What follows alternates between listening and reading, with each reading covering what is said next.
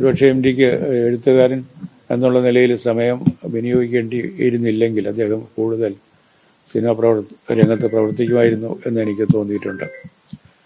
എല്ലാ രീതിയിലും നമ്മുടെ സാഹിത്യ മണ്ഡലത്തിന് മാത്രമല്ല മറ്റെല്ലാ കലാരൂപങ്ങളിലും താല്പര്യം. ഇങ്ങനെയൊക്കെയുള്ള ഒരു തികച്ചും ആധുനികമായ ഒരു മനസ്സുള്ള എഴുത്തുകാരൻ. അദ്ദേഹം കഴിഞ്ഞ നൂറ്റാണ്ടിൽ കൂടുതൽ കാലം ജീവിച്ചെങ്കിലും ഈ നൂറ്റാണ്ടിൽ വന്നിട്ടും അദ്ദേഹം ഈ പ്രബുദ്ധത അദ്ദേഹത്തിൻ്റെ എഴുത്തുകളിലും പ്രവർത്തനങ്ങളിലുമെല്ലാം നമുക്ക് കാണാം.